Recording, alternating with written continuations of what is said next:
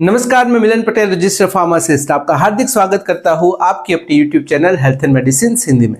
आज के वीडियो में मैं आपको मिनी हार्ट अटैक के बारे में बताने वाला हूं। एक्चुअली ये जो मिनी हार्ट अटैक टर्म है वो मेडिकल टर्म नहीं है, उसकी मेडिकल टर्म अनस्टेबल एंजाइना है, लेकिन लोगों को समझ में आए इस हेतु से मिनी हार्ट अटैक ऐसा नाम दिया गया है। तो आइए बिना देरी किए आज के वीडियो की शुरुआत करते हैं।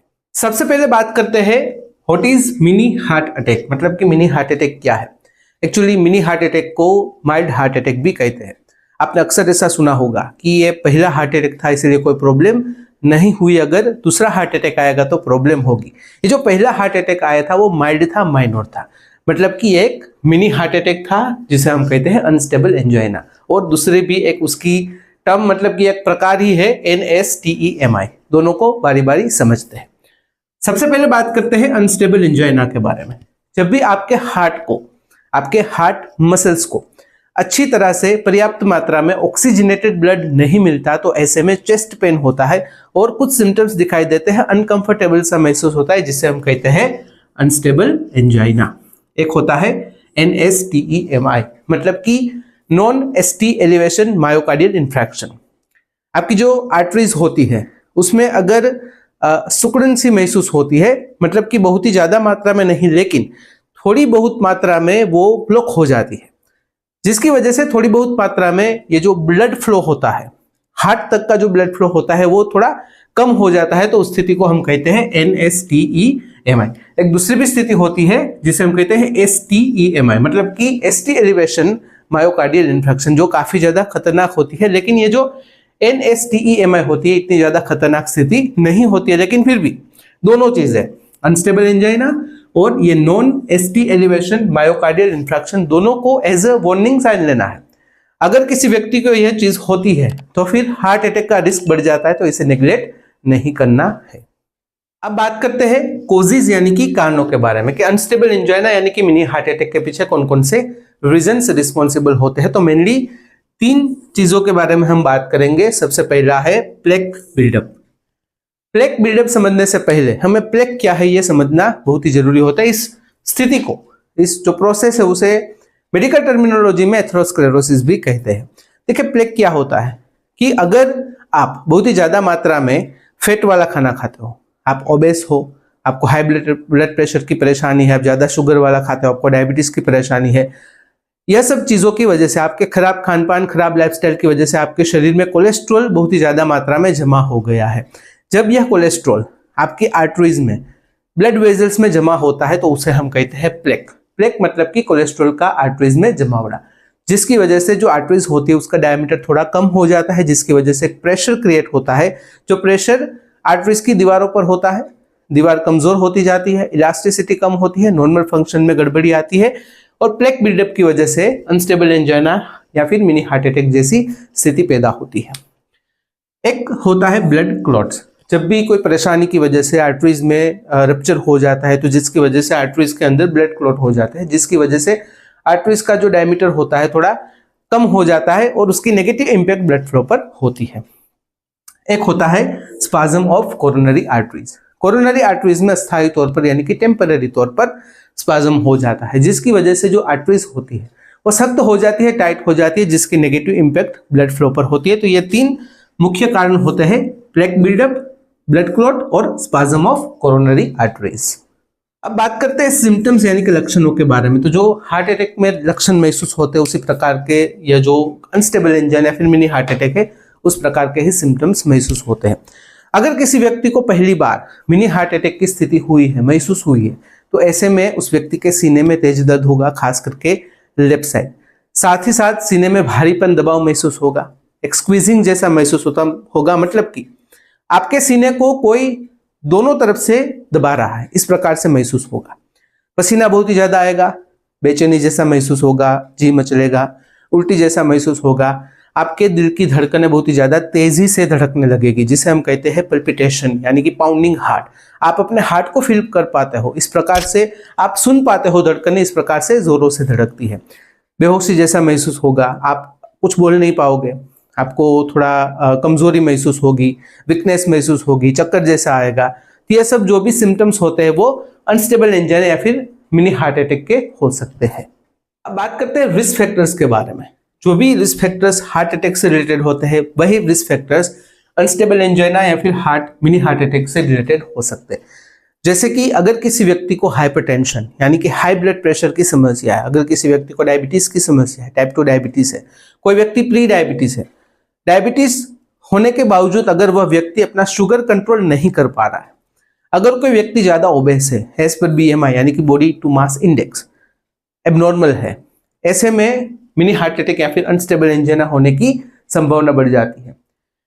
दूसरा एक रिस्क फैक्टर ऐसा होता है कि अगर खराब खान पान की आदत है, कोलेस्ट्रॉल ज्यादा है, लिपिड प्रोफाइल अनहेल्दी है, शरीर में गुड कोलेस्ट्रॉल यानी कि HDL और बैड कोलेस्ट्रॉल यानी कि LDL दोनों का जो रेशियो होता है वो मेंटेन नहीं रह पाता है, मतलब कि HDL कम होती जा रही है, LDL बढ़ती जा रही है, तो ऐसे केसेस में भी मिनी हार्ट अटैक होने की यानी कि अनस्टेबल एंजाइना होने की स्थिति हो सकती है।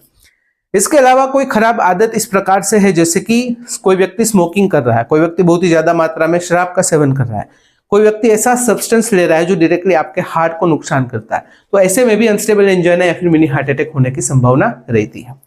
अगर आपकी फैमिली में किसी को हार्ट रिलेटेड प्रॉब्लम्स है, किसी व्यक्ति को हार्ट अटैक आया है, हार्ट फेलियर की परेशानी है, स्ट्रोक की परेशानी है, एंजाइना की परेशानी है, तो ऐसे में उस परिवार के सदस्य को भी यह प्रॉब्लम हो सकती है। इस प्रकार के रिस्क फैक्टर्स भी होते हैं। अब बात करते हैं डायग्नोसिस यानी कि निदान किस तरह से होता है। देखिए, सबसे पहला और सबसे बेसिक कोई टेस्ट है तो वो है ECG यानी कि इलेक्ट्रोकार्डियोग्राम। देखिए, हमारे हार्ट में जो पल्स होती है, जब भी हम डॉक्टर के पास जाते हैं तो डॉक्टर हमारी धड़कनें चेक करते हैं, जिसे पल्स रेट कहते हैं। तो जब पल्स होती है, पल्सेस क्रिएट होते हैं, वो एक इलेक्ट्रिक एक्टिविटी है, मतलब कि एक रिदम होती है। अगर उस रिदम में तकलीफ होती है, डिस्टर्ब होती है, तो फिर अनस्टेबल एंजाइना या फिर मिनी हार्ट अटैक या फिर कोई भी हार्ट रिलेटेड प्रॉब्लम हो सकती है। जब भी ECG करवाया जाता है, डॉक्टर जब भी ECG करवाते हैं तो सबसे पहले यह चीज चेक करते हैं कि जो रिदम है हार्ट की वो अच्छे से हो रही कि नहीं, तो उसके लिए ECG करवाया जाता है। एक होता है EEG यानी कि इकोकार्डियोग्राम। इकोकार्डियोग्राम में जब पता चलता है कि ECG एबनॉर्मल है तब इकोकार्डियोग्राम करते हैं। उसमें जो ब्लड फ्लो है उसे देखा जाता है कि नेगेटिव ब्लड फ्लो तो नहीं है, मतलब कि ब्लड फ्लो अच्छा है कि नहीं, हार्ट तक जो भी आर्टरीज जा रही है उसमें अच्छे से हार्ट तक जो ब्लड है वो पहुंच रहा है कि नहीं, हार्ट के जो 4 चैम्बर होते हैं, जो 2 एट्रियम जो 2 वेंट्रिकल्स, उसमें अच्छी मात्रा में पर्याप्त मात्रा में ऑक्सीजनेटेड ब्लड जा रहा है कि नहीं, ये सब चीज अच्छे से चेक करने के लिए EEG का उपयोग किया जाता है। एक होता है ब्लड टेस्ट।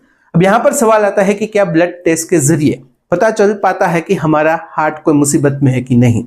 कुछ लोग ऐसा पूछेंगे कि क्या नॉर्मल जो ब्लड टेस्ट होती है, CBC टेस्ट होती है, जो RBC जो हीमोग्लोबिन वाली टेस्ट होती है, उससे पता चलता है, तो नहीं, उससे पता नहीं चलता। स्पेसिफिक टेस्ट होती है जिसे हम कहते हैं ट्रोपोनिन टेस्ट। हमारे हार्ट में, हमारे हार्ट मसल्स में एक स्पेसिफिक प्रोटीन होता है जिसे हम बायोमार्कर कहते हैं। स्पेसिफिक प्रोटीन होता है ट्रोपोनिन।